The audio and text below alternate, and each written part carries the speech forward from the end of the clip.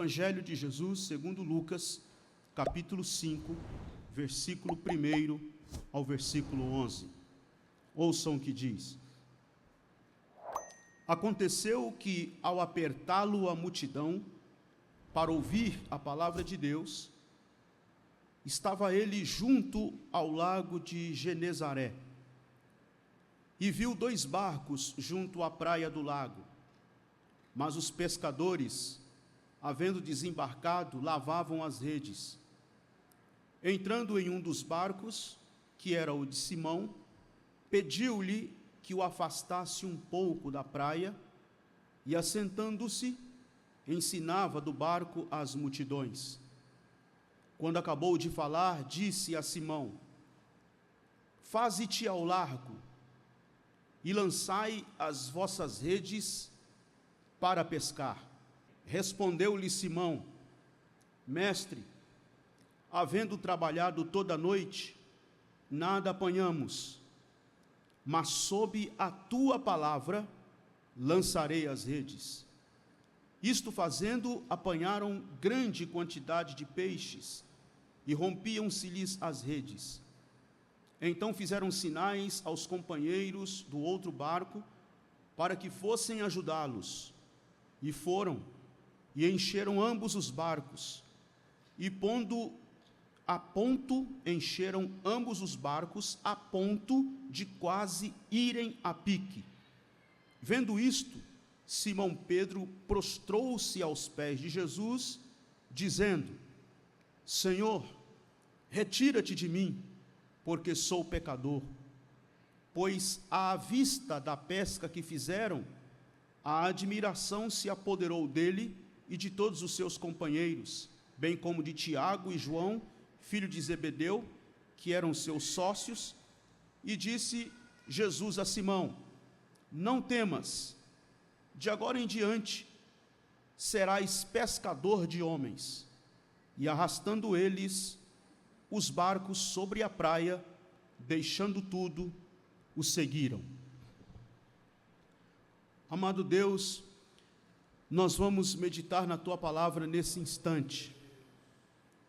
Eu peço a Tua direção, peço que Teu Espírito venha me conduzir com sabedoria, que as palavras sejam não minhas, mas do Teu Espírito Santo aos nossos corações, que tudo aquilo que queira nos impedir de entender, que tudo aquilo que queira deixar o nosso raciocínio lento e lerdo, que tudo aquilo que queira atrapalhar a nossa visão, embaçar os nossos olhos espirituais para que não vejamos, que tudo isto seja desfeito pelo poder da Tua palavra, e que a Tua palavra tenha livre curso nos nossos ouvidos, no nosso entendimento e no nosso coração, para que possamos crescer na Tua palavra. Faz assim conosco, isso te pedimos no nome de Jesus, amém.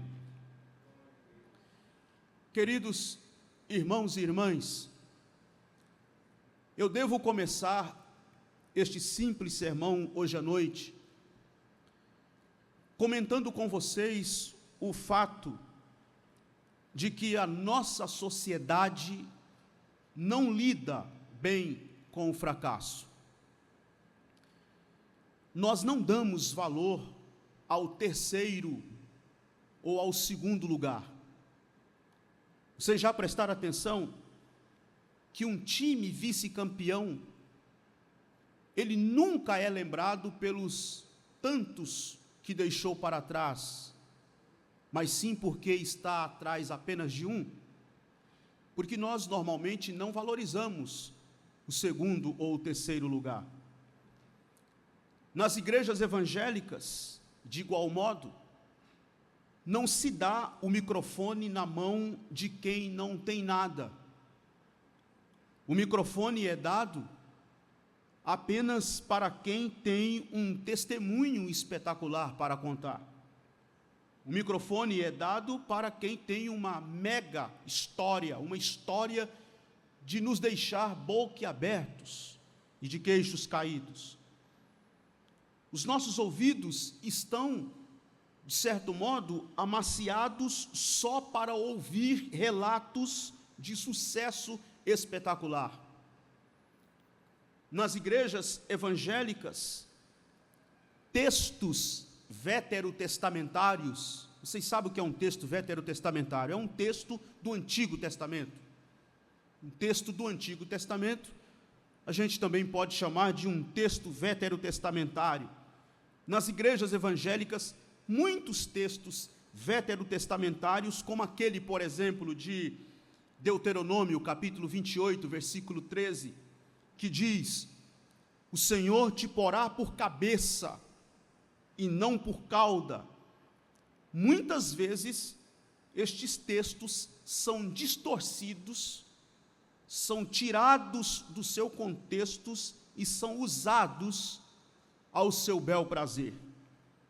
Quer dizer, citam esse texto usando como uma frase descolada do seu contexto para pregar uma mensagem de autoajuda e usam a expressão o Senhor te colocará ou o Senhor te porá por cabeça e não por cauda, como se ser cabeça nos poupasse das adversidades ou das frustrações. Os nossos filhos são ensinados desde muito pequenos que perder é vergonhoso. Nós pais carregamos de certo modo esta culpa, porque já o menino ou a menina começa a entender alguma coisa, a gente já começa a ensinar, colocar na cabeça deles que perder é uma vergonha, eles têm que competir sempre e vencer sempre, seja no joguinho de futebol na escola, seja no joguinho do videogame, eles têm sempre que vencer. E aí nós estamos alimentando uma geração de mimados que não sabem lidar com a frustração. Nós jamais chamamos para dar um testemunho o empresário que faliu. Você já ouviu algum testemunho? Já ouviu nesses programas evangélicos do rádio ou da televisão um empresário falido ser convidado para dar testemunho? Pode até ser que seja convidado um que foi falido, mas que agora está ultra, mega, hiper, grande empresário que deu a volta por cima, mas enquanto falido, nunca, jamais. Por quê? Porque na nossa cultura não se admite ouvir um falido. Falência para nós, essa palavra falência já nos causa até arrepio. Falência para nós é sinônimo de fracasso. Portanto, se você faliu, você é relegado à margem e você não é bem-vindo à sala dos grandes cabeças do sucesso. Nós parabenizamos os que foram aprovados nos primeiros lugares do vestibular. E é interessante que nós não temos o mesmo entusiasmo para celebrar e parabenizar aquele que não foi aprovado. Porque vejam bem, ele pode até não ter sido aprovado, mas só o fato de ter encarado o desafio de enfrentar um vestibular já merecia a nossa celebração, o nosso entusiasmo e os nossos parabéns. Mas na nossa cultura e na nossa sociedade que só valoriza os mega vencedores, nós parabenizamos os aprovados e não os reprovados. Embora nós sejamos a igreja que prega a graça e a misericórdia de Deus, embora sejamos a igreja que pregamos a bondade, a graça e o perdão divino, mas quando alguém tropeça, quando alguém cai, quando alguém fracassa, quando alguém peca, nós não exercitamos a misericórdia. Nós não damos a segunda chance. E alguém já disse que nós somos o único exército no mundo que mata os seus próprios feridos. Queridos, eu estou dizendo isto tudo a vocês, porque é interessante notarmos que na Bíblia e na história, não é só na Bíblia e na história como um todo, na história em geral, nós podemos comprovar que não há herói sem marca. Tanto na Bíblia como na história, nós podemos comprovar que não há herói sem marca. E por que eu estou dizendo isto? Porque a teologia do pensamento positivo, a teologia da autoajuda, a teologia da prosperidade tem pregado um falso evangelho e tem colocado na cabeça de muitos dos nossos irmãos que crente não pode perder nunca. Crente que é crente não perde. Crente que é crente não fracassa. Crente que é crente nunca experimenta a derrota. E isto, se você colocar à luz do Evangelho, você vai encontrar uma contradição enorme destas afirmações e vai comprovar, inclusive, que este Evangelho é um falso Evangelho, porque o Evangelho de Jesus não nos diz isso.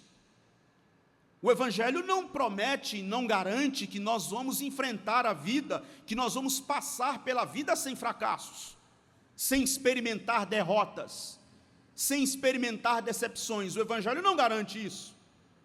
O Evangelho em hora nenhuma assegura, nem ao senhor, nem à senhora, nem a mim, nem a você, que nós vamos passar pela vida sem experimentar a noite da amargura.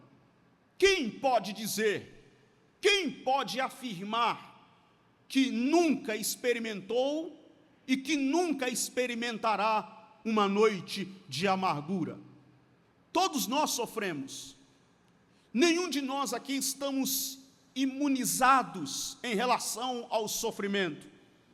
Enfrentamos lutas, enfrentamos dificuldades, passamos por decepções, passamos por derrotas, passamos por fracassos, e a vida é assim. Enfrentamos desafios, experimentamos lutas tremendas e muitas vezes enfrentamos lutas em que nós mesmos nos vemos derrotados. Na perspectiva da teologia do pensamento positivo, como eu já mencionei, Jesus teria sido um derrotado. Por quê? Porque Jesus nasceu numa manjedoura. Vejam bem, se você olhar para a história dos grandes reis, dos grandes imperadores, dos célebres príncipes que a história já conheceu e que já nasceram neste universo, já nasceram neste planeta Terra, todos eles nasceram com requinte de vaidades, cercados de todo luxo. Muitos deles foram inclusive alvos da mídia, das grandes reportagens e dos mais badalados documentários, como é o caso, por exemplo, dos dois príncipes filhos de Charles e da princesa Diana na Grã-Bretanha. Muito celebrados seus nascimentos, muito celebrados os seus casamentos, e a atenção de todos voltadas com aplausos e enchendo os olhos daquele que está sentado no sofá da sala assistindo à televisão, de entusiasmo e de empolgação. E o Rei do Universo, o Príncipe da Paz, o Criador dos céus e da terra, entrou na história, nasceu nas caladas da madrugada, enquanto todos dormiam. Ninguém fez caso do seu nascimento, a não ser um punhado de pastores que estavam guardando os seus rebanhos nas madrugadas da noite e ouviram quando um exército de anjos celestiais cantaram que havia nascido em Belém, na cidade de Davi, Jesus Cristo, o Salvador. Ele entra assim na história, nasce numa manjedoura, não frequentou palácios, não foi amigo e nem parceiro da elite política e religiosa do seu tempo. Andou entre os desqualificados, pessoas esbagaçadas da vida, pessoas desqualificadas, pessoas que eram tratadas como marginais, que nem poderiam ser consideradas parte daquela sociedade. Foi perto de gente assim que Jesus andou, parou para dar atenção a estas pessoas e para falar com elas. Seu trono não foi de ouro, seu trono não foi cercado de glória, seu trono foi a cruz, pendurado entre dois ladrões, morrendo como um criminoso comum, cumprindo-se o que disse o profeta séculos e séculos antes dele, que entre os malfeitores ele foi contado. E eu quero hoje à noite, meu irmão, minha irmã que me ouve, eu quero hoje à noite, com a graça de Deus que me é dada, falar a você que nem toda derrota é ruim. Eu ouso entrar na contramão da teologia da prosperidade, eu me atrevo a entrar na mão da teologia, entrar na contramão da teologia do pensamento positivo e de toda essa pregação romântica, romantizada, de toda esta mensagem dourada que você ouve muitas vezes nos programas evangélicos do rádio e da televisão, de promessas e garantias de sucesso e mais sucesso, de vitória e mais vitória. Eu ouso entrar na contramão hoje e afirmar a todos vocês aqui presentes que nem toda derrota é ruim, nem todas as suas perdas significam necessariamente um fracasso. Você que está me ouvindo hoje à noite aqui, eu quero lhe dizer, eu quero lhe afirmar, nem todas as suas perdas, nem tudo que você perdeu, significa necessariamente que você fracassou. Eu quero pregar hoje à noite aqui para pessoas que se sentem decepcionadas. Eu quero falar para gente que se sente derrotada. Eu estou pregando aqui e quero falar hoje para pessoas que não se sentem as melhores. Você que está aqui hoje à noite, participando deste culto, fazendo esta campanha, e você diz assim: eu não me sinto, eu não sou das melhores pessoas, eu não me considero parte dos melhores, eu não estou entre os melhores, pois esta mensagem é para você. Eu quero falar a você, hoje à noite, que não se sente os melhores, gente que se sente inadequada. Você que diz hoje: eu sou inadequado, eu me sinto inadequado, eu sou um fracassado ou uma fracassada.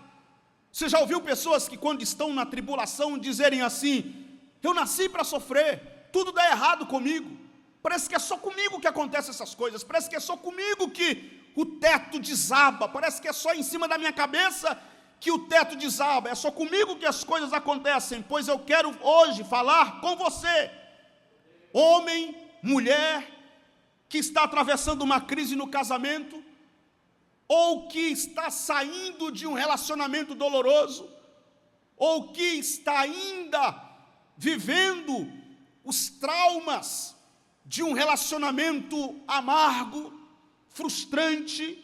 Eu falo hoje com você, homem de meia idade, que está vendo a vida passar, se sentindo decepcionado por não ter sido o que você sonhou na sua juventude. Hoje eu quero dizer a você, quero pregar para você, e lhe garantir, lhe afirmar, que você pode dar um significado eterno para os seus fracassos. Você pode dar um significado eterno. Você pode reunir todas as suas derrotas, você pode juntar todos os seus fracassos, você pode reunir todas as suas perdas, e você pode dar uma guinada na tua vida. Pode, você pode. Aliás, eu quero te dizer aqui que você tem duas opções. Você pode ficar como um cão, em estado de autocomiseração, lambendo as suas próprias feridas. Sabe um cão ferido, machucado, que senta na calçada e fica lambendo as próprias feridas? Você pode ficar assim, como um cão machucado, em estado de autocomiseração, lambendo as próprias feridas. Ou você pode dizer, não, eu vou me levantar. Eu estou caído aqui, mas eu vou ficar em pé. Eu sou um derrotado, mas eu vou pegar essa derrota e vou ressignificá-la. Eu vou reorganizar a minha vida. Eu vou dar um novo rumo, eu vou dar um novo sentido. Eu posso hoje lhe dizer, meu irmão, minha irmã, que nós podemos tirar preciosas lições dos nossos fracassos. Nós podemos aprender lições tremendas com as nossas derrotas. E por isso eu li Lucas capítulo 5, versículo 1 ao versículo 11. Porque este texto, essa narrativa de Lucas, da pesca maravilhosa, pode nos ensinar como eu posso fazer isto. De que maneira eu posso dar essa guinada na minha vida? Como é que eu posso pegar as minhas derrotas e transformá-las em vitórias? Como é que eu posso pegar os meus fracassos e tirar lições preciosas destes fracassos e dar a ele um novo significado? Dar a ele um significado eterno.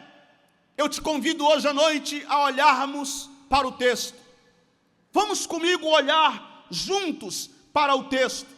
Eu li aqui, não vou ler de novo, não vou contar a história de novo. Eu li toda a narrativa, vocês sabem o que foi que estava acontecendo aqui. Jesus estava pregando, uma multidão enorme queria ouvir a palavra de Deus. Ele aproveitou um dos barcos que estava ali. O texto nos diz aqui que este barco era o barco de Simão Pedro. E então ele pediu que fosse afastado um pouco da praia e começou a pregar, começou a ensinar. Os pescadores haviam trabalhado a noite toda, não haviam apanhado nada, estavam lavando as redes para guardar e ir embora, descansar e voltar depois, voltar no outro dia, quem sabe, para tentar pescar ou para trabalhar outra vez, lembrando que a pesca aqui era o trabalho deles. E então, o versículo de número 4, diz o texto que, quando Jesus acabou de falar, quando ele terminou de pregar, quando ele terminou de ensinar, ele olhou para Simão e disse: faze-te ao largo, lançai as vossas redes para pescar. E então Simão respondeu: mestre, trabalhamos a noite toda, nada apanhamos, mas sob a tua palavra lançarei as redes.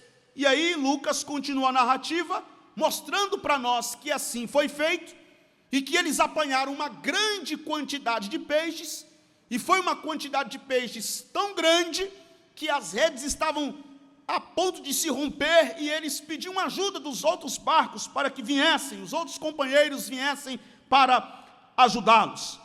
Então, olhando para este texto, nós podemos, em primeiro lugar, aprender o seguinte: esse texto aqui não é uma aula de como pescar.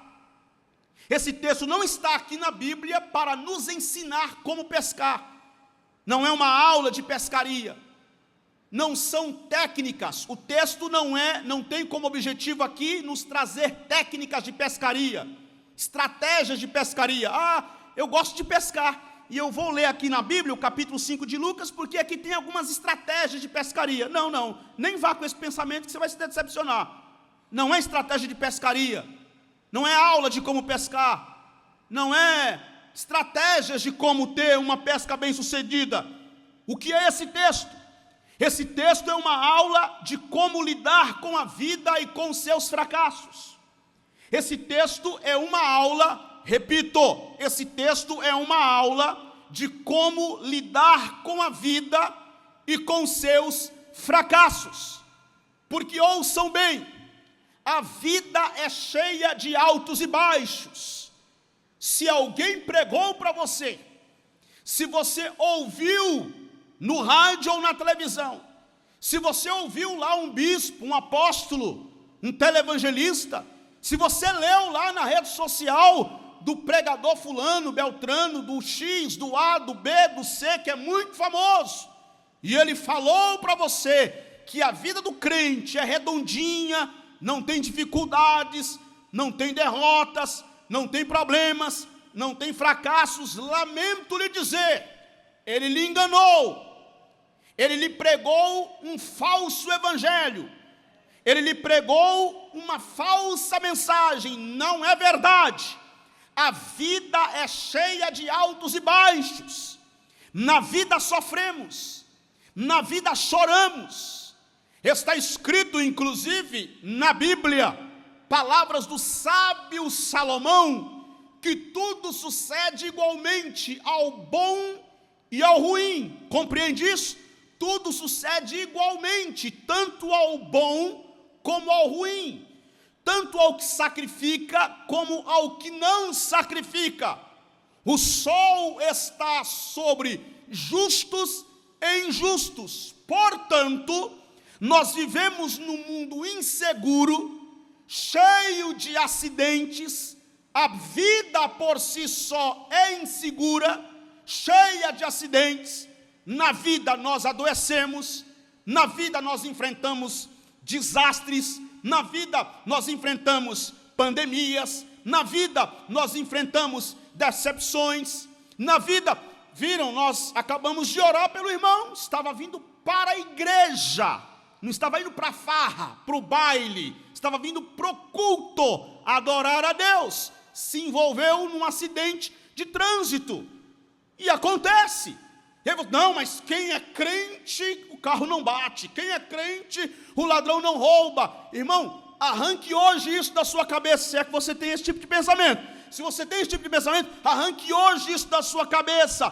Porque no Evangelho não há nenhuma proposta para você viver blindado das dificuldades da vida, para você viver blindado das vicissitudes da vida. Jesus não convida ninguém para ganhar, pelo contrário, ele convida para perder, porque disse Jesus, aquele que quiser ganhar a sua vida, perdê-la-á, mas aquele que perder a sua vida por minha causa, aí sim, este achá-la-á. Ele não convida para ganhar, ele convida para continuar. Qual é o grande apelo do Evangelho, pastor? Eu lhe respondo, o grande apelo do Evangelho é: levante a sua cabeça, siga em frente, caminhe, não desanima. Deus é conosco, a luta vem, mas Deus é conosco, a tribulação vem, mas Deus é conosco, sofremos derrotas, mas Deus é conosco, somos desafiados, mas Deus é conosco, somos envergonhados, mas Deus é conosco, somos decepcionados, mas Deus é conosco. Jesus Cristo garantiu dizendo: eis que eu estou convosco todos os dias, até a consumação dos séculos. Levante a sua cabeça e siga em frente. Esse é o grande apelo do Evangelho. O que é o Evangelho? O Evangelho é a boa nova para quem se cansou. Eu disse aqui na minha mensagem, repito, eu quero pregar hoje para quem está cansado. Se você se cansou, se você diz: eu não aguento mais, estou cansado, estou cansada, estou fazendo esta campanha, é a minha última tentativa. Sabe, tem gente assim, né? É a minha última tentativa, é a minha última cartada com Deus. Já viu gente falar assim? É a minha última cartada com Deus, vou tentar pela última vez, se até o final não der certo, cansei, eu lavo as mãos, cansei, desisto. Pois eu quero pregar para você hoje, estou pregando para você hoje. O Evangelho é a boa notícia para quem se cansou. Por que eu digo isto? Porque em Mateus, capítulo de número 11, versículo de número 28, palavras de Jesus: vinde a mim, todos que estáis cansados e sobrecarregados, e eu vos aliviarei. Tomai sobre vós o meu jugo e aprendei de mim, porque sou manso e humilde de coração, e achareis descanso para a vossa alma, porque o meu jugo é suave e o meu fardo é leve. Louvado seja o nome do Senhor. O que é o Evangelho? O Evangelho é uma proposta para continuar a lutar, porque Cristo é o vencedor do mundo. João capítulo 16, versículo de número 33. No mundo tereis aflições, disse Jesus, mas tem de bom ânimo, porque eu venci o mundo. Jesus é o vencedor do mundo, Jesus é o vencedor das tentações, Jesus é o vencedor do inferno, Jesus é o vencedor da morte, Jesus é o vencedor dos demônios, Jesus é o vencedor de Satanás, Jesus é o vencedor dos ataques infernais, Jesus é o vencedor, Jesus é o vencedor, e Ele nos garante, nós podemos continuar lutando, porque Ele venceu o mundo, e a nossa vitória com Ele é certa. Eu quero te dizer hoje, meu irmão, minha irmã, tente, continue tentando, e se eu errar, se você errar, transforme este erro em processo pedagógico.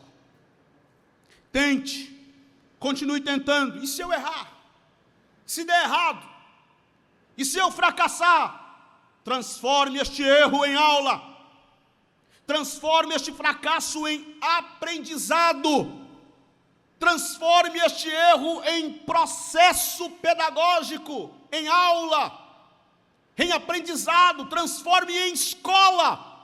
Foi uma escola, foi um aprendizado, foi uma experiência, foi uma pedagogia. Mas você não desistiu? Não, desisti, mas eu achei que você tivesse desistido. Não, pelo contrário, eu estou mais forte do que antes. Eu estou mais entusiasmado do que da primeira vez, mas você já errou a terceira vez, pois eu estou mais forte do que estava na primeira, na segunda e na terceira, mas você já está errando pela quarta vez, pois eu estou mais forte, mais disposto e mais entusiasmado do que estive antes, porque eu aprendi a transformar os meus erros e as minhas derrotas em aula, em pedagogia. E aí, queridos, vale ressaltar o seguinte: pescar aqui não é um lazer, porque hoje, na nossa cabeça pós-moderna, na cabeça do homem ocidental, pós-moderno, brasileiro, quando fala em pescar, o que vem para a nossa cabeça hoje, nesse contexto urbano, pós-moderno, ocidental, brasileiro, o que vem na nossa cabeça? Lazer, terapia. Aliás, uma das recomendações dos terapeutas é pescar. Você está tenso, está muito estressado, muito nervoso, e muito atarefado, principalmente pessoas que lidam com o público, que trabalham com o público, não é em vão que muitos pastores, maioria dos pastores que eu conheço, gostam de pescaria, e lida com o público, lidam com as pessoas, e ele vai pescar. E a gente está no trânsito, dirigindo o carro, e aqui e acolá a gente encontra um caminhão com a frase do para-choque: está nervoso? Vai pescar. A gente encontra um carro com um adesivo no vidro do carro: está nervoso? Vai pescar. Outro dia eu vi um dizendo assim: não adianta buzinar, está nervoso? Vai pescar. Eu vou fazer o quê? Vou buzinar para esse homem, se ele já está avisando ali que não adianta buzinar? Na nossa cabeça hoje, pós-moderna, pescar é isso, é lazer, é terapia, é descanso, é férias, é isso que a gente pensa. E mais, tem um detalhe aqui, que nesse contexto de lazer, de desestressar, de arejar a mente, que nesse contexto de pescar para distrair um pouco, a gente pouco importa com peixe. Pouco importa com peixe. E aí, rapaz, eu passei esse final de semana, não atendi celular, desliguei tudo que eu estava pescando. Estava pescando, que legal. E pegou muito peixe? Peguei nada, rapaz. Eu fui lá só para distrair. O peixe pouco importa, porque não é o peixe, é a minha saúde, é a minha cabeça. É um momento de distração, é isso e nada mais. Aqui não, pescar aqui não é desestressar. Pescar aqui não é arejar a mente. Pescar aqui não é terapia. Pescar aqui não é um passeio, pescar aqui não é uma mera aventura, pescar aqui é a vida deles. Você sabe o que é pescar aqui? Traduzindo em miúdos, pescar aqui é ter o dinheiro no final do mês para pagar a conta de luz. Pescar aqui é ter o dinheiro para pagar o material escolar das crianças. Pescar aqui é ter o recurso para pagar o aluguel, para pagar o carro financiado. Pescar aqui é arcar com os compromissos do mês, na casa. Pescar aqui é honrar com os seus compromissos, com as suas contas, é a vida deles, é o trabalho deles. Eles trabalham pescando, eles são profissionais da pesca, eles vivem da pesca, eles dependem da pesca, e trabalharam a noite toda, e até o dia clarear não pegaram nada, não apanharam nada. E olha, eu não sei pescar, eu não tenho nenhuma experiência com pesca, a não ser, como já disse aqui, em brincadeiras mesmo, só ali, com o anzol estirado lá no meio, e só para brincar mesmo. Mas eu já ouvi dizer, já ouvi falar, não sei se tem alguém aqui que tem experiência com pesca, você pode até me corrigir, mas que para os profissionais da pesca, pessoas que moram em regiões praianas, de praia, e que trabalham com a pesca e vivem da pesca, diz que esse horário da madrugada, da noite, é que é o melhor horário, né, para pescar, especialmente esses que pescam com redes. E eles trabalharam, eram profissionais, tinham experiência, sabiam quando a maré estava boa, quando não estava, sabia quando estava bom para pescar, quando não estava, eles conheciam tudo, tinham um barco, tinham redes, eram profissionais, eram peritos no assunto, manjavam de pescaria, mas ficaram a noite toda e o dia clareou e não apanharam nada. Jesus pega o barco de um deles, que era o de Simão, começa a pregar, e eu acho interessante isso aqui. Por que Jesus não resolveu o problema deles primeiro, para depois pregar? Não, Jesus foi pregar primeiro. Não, eu vou pregar primeiro, depois a gente vê isso aí. Os caras preocupados que tem que pagar as contas. O que eu vou falar para minha mulher? A gente trabalhou em casa a noite toda, eu vou chegar em casa agora, eu vou falar o que para os filhos? Vou dizer que o negócio está feio, a crise está feia, rapaz, é a crise, hein? É crise, o negócio está feio. O mar não tapa peixe, não tem esse ditado? O mar não tapa peixe. E Jesus nem aí com o mar não tapa peixe. Sentou no barquinho, afasta um pouquinho aí da praia aí. Vocês estão fazendo muito barulho, afasta um pouquinho aí. Afastou e Jesus, tome pregar. Terminou de pregar, olhou para eles e disse: olha, lança a rede do outro lado. Na minha tradução aqui, versículo 4, faze-te ao largo. Ele disse isso a Simão, faze-te ao largo.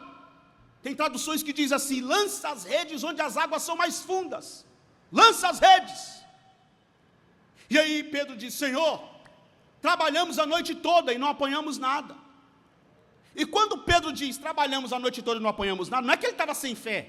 Não, não é isso. Pode olhar o texto aí, que o contexto não é isso. Ah, Pedro estava sem fé, duvidou de Jesus. Não, não tem nada a ver.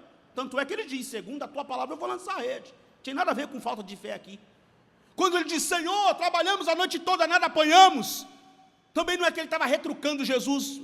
Jesus fala, está vendo que a gente trabalhou a noite toda e fica com essa ideia de lançar a rede de novo. Eu vou lançar uma rede nada, eu estou lavando e vou guardar e vou embora. Estou cansado, foi a noite toda. Foi 2 horinhas não, foi 1 horinha, não foi meia hora não. Foi a noite toda, e papo de lançar a rede de novo. Não, não foi nisso, não foi nesse sentido também que ele falou, não foi com esse tom. Trabalhamos a noite toda e não apanhamos nada. Não pegamos nada. Mas segundo a tua palavra, quando ele diz, trabalhamos a noite toda e não apanhamos nada, o que fica claro para nós? Eles são profissionais da pesca, eles entendem da pesca, eles vivem da pesca, eles têm experiência com a pesca, eles conhecem técnicas e estratégias de pesca, mas nada disso funcionou a noite toda. Mas como é o Senhor quem está falando, eu vou lançar a rede. Segundo a tua palavra, lançarei a rede. Eu quero te dizer aqui hoje, meu irmão, minha irmã, se até hoje não deu certo, se até agora não funcionou, se até hoje está tudo dando errado, está tudo enroscado, você não conseguiu ver ainda um raio de esperança, eu te digo hoje, aprenda a descansar na palavra de Jesus. Aprenda a confiar nas palavras de Jesus, como Pedro confiou. Trabalhamos a noite toda e nada conseguimos, mas segundo a tua palavra, lançarei a rede. Sabe por quê? Porque a palavra de Jesus tem poder. A palavra de Jesus está sobre todas as coisas. A palavra de Jesus domina sobre tudo. A palavra de Jesus é a última palavra. A última palavra. E eles lançaram a rede e apanharam uma grande quantidade que as redes estavam a ponto de se romper. E aí tem uma segunda liçãozinha que eu quero compartilhar com vocês aqui, sabe qual é? Quando Jesus diz assim: lança a rede onde as águas são mais fundas, lança a rede onde as águas são mais profundas, faze-te ao largo. Sabe o que ele estava dizendo? Vocês tentaram e não deu nada. E aí é uma questão também, né, de, como é que eu diria? Bom senso. Questão de bom senso. Você talvez me diz assim: pastor, eu estou lutando na minha vida e as coisas não estão funcionando. Talvez seja porque você está insistindo onde não vai dar mesmo. Trabalhamos a noite toda, sim, trabalhou a noite toda, mas do lado errado.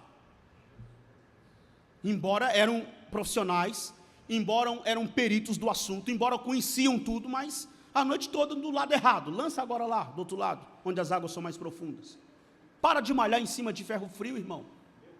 Se reinvente. Se reinvente. Veja onde está errado.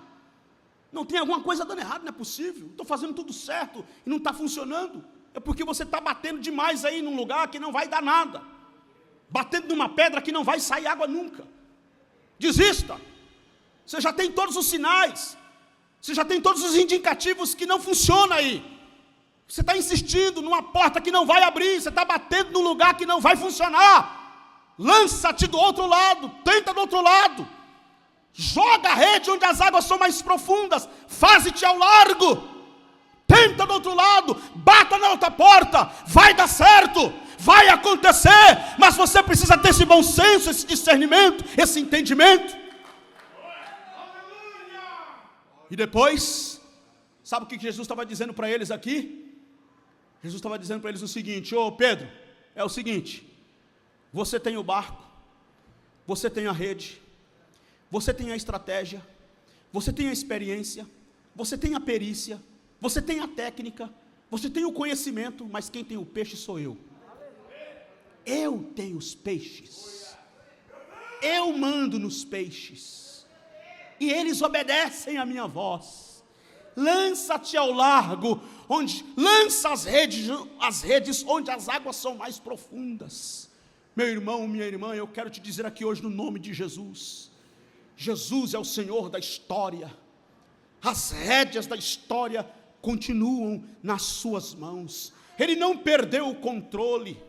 Jesus não perdeu o controle da história, não. As rédeas da história continuam nas suas mãos. Ele é o Senhor da história. Mas pastor, como explicar isso diante de uma pandemia? Como explicar isso diante de um caos tremendo como esse que estamos atravessando? Como explicar isso diante de uma crise global como nós estamos experimentando? Como experimentar isso diante de todo esse caos mundial que nós estamos vivendo? Eu quero te dizer aqui hoje à noite, meu irmão, minha irmã, Deus continua ao nosso lado, a despeito da pandemia, a despeito da crise mundial, a despeito de qualquer crise política, apesar do cenário ser triste e caótico e dos indicativos não serem favoráveis, mas nós temos um Deus companheiro, está ao nosso lado, é Senhor da história, inserido na nossa história, entranhado nas nossas dores, que sabe o que é sofrer, que conhece o nosso sofrimento, que experimentou na sua própria pele a nossa própria dor, e nos diz hoje: não pare, não temas, não desanimas, levante a cabeça, vai em frente, eu estou do teu lado, vai dar certo, vai acontecer, o milagre vai chegar, você apenas precisa crer e continuar insistindo, porque a vitória virá.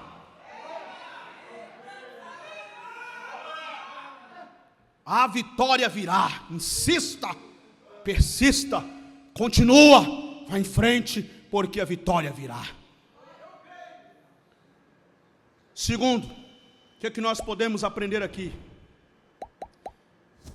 Não permita que os seus erros e fracassos sejam mais fortes do que o amor de Jesus por você. Porque Pedro, depois que viu todo aquele milagre extraordinário, depois que ele estava diante de toda aquela situação milagrosa, foi eles ficaram num estado de maravilhamento, maravilhados naquele estado de maravilhamento, diante daquela coisa extraordinária que eles estavam vendo com os seus próprios olhos. Sabe o que Pedro fala para Jesus, versículo 8? Senhor, afasta-te de mim, retira-te de mim, porque eu sou pecador. Se tem uma razão porque Jesus não se afasta de mim, é exatamente porque sou pecador. Você sabe, olha como que a nossa cabeça religiosa funciona, né? A gente sempre faz a leitura o contrário do Evangelho. É isso que eu não entendo, sabe? O Evangelho é tão simples, mas a gente complica tanto que chega a ler o contrário. A gente consegue ler o mais difícil, a gente deixa de entender o mais fácil e passa a querer entender o mais difícil. Na nossa cabeça, se eu estou em pecado, eu tenho que me esconder. A primeira coisa que eu tenho que fazer é me esconder. Não preciso me esconder, não vou mais para a igreja, não vou mais tomar ceia. O que aconteceu com aquele irmão que ele sumiu? Não, estou em pecado, eu tenho que me esconder. Se for aquele culto pentecostal, fervoroso, que tem um irmão profetizando, é aí que a gente se esconde mesmo, que fica com medo do irmão vir profetizar em cima da nossa cabeça, e falar que a gente está em pecado, aí a gente quer se esconder. No Evangelho é o contrário, o Evangelho não, é exatamente porque você é pecador que Jesus fica perto de você. Não porque na nossa cabeça o Espírito saiu de mim agora porque eu pequei. Agora Jesus me deixou, me abandonou porque eu pequei. Não, é o contrário. É exatamente porque sou pecador que Ele está perto de mim. Se há uma razão porque Jesus não se afasta de mim, é porque sou pecador. E aí a gente fica fazendo aquelas contas, né? A gente fica atrelando. Já sei, esse fracasso meu é porque eu pequei. É isso mesmo, é pecado. A gente fica atrelando fracasso com pecado. Essa derrota, é porque eu estou em pecado. Bateram no meu carro, é verdade, eu estou em pecado. Ou então, quando a gente não lembra o que foi que fez, né? A gente fica, meu Deus, o que foi que eu fiz? Onde foi que eu errei? Qual foi meu pecado, meu Deus?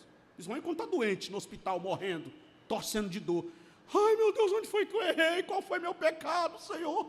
Fala para mim qual foi meu pecado. Não, irmão, para com essa bobagem, não tem negócio de pecado. Ele te ama incondicionalmente. Não tem nada que você faça de ruim para perder esse amor, e não tem nada que você faça de bom para merecer esse amor. Ele te ama gratuitamente, graciosamente, incondicionalmente. Ele nos ama, nos aceita do jeito que nós somos. É assim mesmo, Ele nos aceita do jeito que nós somos. E eu estava ouvindo essa semana mesmo uma frase do pastor Benhur Lopes. Ele estava falando uma frase que me chamou a atenção. Ele disse assim: olha, lembra aí você agora, e aí eu vou falar para vocês agora, emprestando a frase dele, lembra aí agora, qual foi o teu estado quando Jesus te encontrou? Ele te encontrou no teu pior estado. Lembra quando Ele te encontrou? No teu pior estado, na derrota, no fracasso, na decepção, na vergonha, na angústia, alguns talvez na droga, na prostituição, na cachaça, na desgraça. No teu pior estado Ele te encontrou. Ora. Se Ele te encontrou e te abraçou no teu pior estado, por que você fica com essa neurose agora de dizer, ficar brincando de esconde-esconde com Deus? Sabe brincadeira de menino? Quem nós nunca brincamos de esconde-esconde? Brincar de esconde-esconde com Deus, de pega-pega com Deus? Não! Afasta-te de mim porque sou pecador. Pedro, para com bobagem. Se há uma coisa porque eu não me afasto de você nunca, é porque você é pecador e é o meu filho amado, meu filho querido, e eu te quero bem. Se tem uma razão porque Deus não se afasta de mim, é por causa dos meus erros, é por causa dos meus fracassos, é por causa dos meus pecados. Eu gosto sempre de contar essa história, ela é pessoal, eu gosto de contar. Na minha casa nós somos em cinco filhos, 5 irmãos. E, modéstia à parte, eu sempre ouvi meu pai, nunca olhei feio para o meu pai, nunca retruquei uma fala dele. Se eu errasse, eu falava para ele, mesmo que apanhasse, mas eu falava, eu fiz. Meus irmãos gostavam de uma mentirinha, que acolá soltava uma mentira para se safar, e que acolá chegava conversa em casa, fez isso, fez aquilo e tal. Aí quando acontecia qualquer coisa na igreja, uma excursão com os adolescentes, uma saída com os jovens, aí meu pai me liberava, eu não tinha a menor dificuldade, eu ia. E meus irmãos ficavam, eu quero ir também, meu pai, não, vocês não vão não. Só o Nilson vai, só o Nilson, o senhor gosta mais do Nilson. Não é que eu só gosto mais do Nilson, ou que só o Nilson vai. É porque eu tenho certeza que se o Nilson chegar lá e aprontar qualquer coisa, ele vai chegar aqui e vai me falar, vocês são teimosos, vocês me respondem, vocês mentem, então vocês têm que ficar perto de mim. Fica aqui perto de mim. Menino teimoso tem que ficar perto do pai. O Nilson pode ir, que ele me obedece. Nesse caso aqui, aí eu quero ser os meus irmãos, né, o teimoso. Que aí Deus está falando para mim, fica perto de mim. Você é muito teimoso tem que ficar perto de mim. Você peca muito, você pensa muita maldade, fica aqui perto de mim, Nilson. Nilson, não sai de perto de mim, você pensa muito maldade, você fala muita besteira, você é muito teimoso, você é muito cabeça dura, fica aqui perto de mim. Mas Senhor, eu pequei, fica perto de mim. Mas Senhor, eu deslizei, fica perto de mim. Mas Senhor, eu tropecei, fica aqui perto de mim. Não Senhor, eu vou me esconder, não é para se afastar, é para ficar perto de mim. Mas eu sou pecador, é por isso mesmo, fica perto de mim. E aí eu quero ler para vocês aqui, Lucas, capítulo de número 7. Lucas capítulo 7, versículo de número 33 a 35, que diz, Lucas capítulo 7, versículo 33 a 35, Jesus dizendo, veio João Batista, não comendo pão, nem bebendo vinho, e vocês dizem, tem demônio. Veio o Filho do Homem, comendo e bebendo, e vocês dizem, eis aí um glutão e bebedor de vinho. Tem tradução que diz, eis aí um comilão e beberrão, amigo de quem? De publicanos e de pecadores. Engraçado que os fariseus, os religiosos colocaram esse rótulo em Jesus, achando que estava manchando a moral de Jesus. Isso é um comilão e beberrão, amigo de publicano e de pecadores. Na verdade, eles estavam elogiando Jesus, porque ele é amigo de publicanos e pecadores mesmo, e ele é o meu amigo, eu sou pecador, e eu fico tão feliz quando eu leio isso. Ele é amigo de publicanos e de pecadores, ele é o meu amigo, e ele me quer bem. Se tem uma razão por que Jesus não se afasta de mim, é porque eu sou pecador. Este é o mistério do evangelho da graça. Não há méritos em mim, não há merecimento, ele me ama, seja qual for o erro ou o fracasso, eu sou convidado a começar de novo. Seja qual for o erro ou o fracasso, nós somos convidados a começar de novo. Jesus é o Deus que dá a segunda chance. Se você entrou aqui hoje à noite, meu irmão, minha irmã, precisando de uma segunda chance, se você é este homem ou esta mulher que entrou aqui hoje à noite dizendo, Senhor, dá-me a segunda chance, eu preciso de uma segunda chance. Se você é esta pessoa, este moço, esta moça, que veio aqui hoje à noite dizendo assim, Senhor, eu errei, eu fracassei, a minha vida está uma bagunça, Senhor, está tudo bagunçado na minha casa, está uma desordem, está tudo desorganizado, a minha vida financeira, a minha vida espiritual, a minha vida sentimental, eu estou sofrendo até de problemas psicológicos, Senhor, está uma verdadeira Babel a minha vida. Eu quero te dizer hoje, Jesus é especialista em reorganizar a tua vida, em colocar em ordem, em organizar este caos da tua vida, em reconstruir outra vez, em te dar a nova chance, a segunda chance,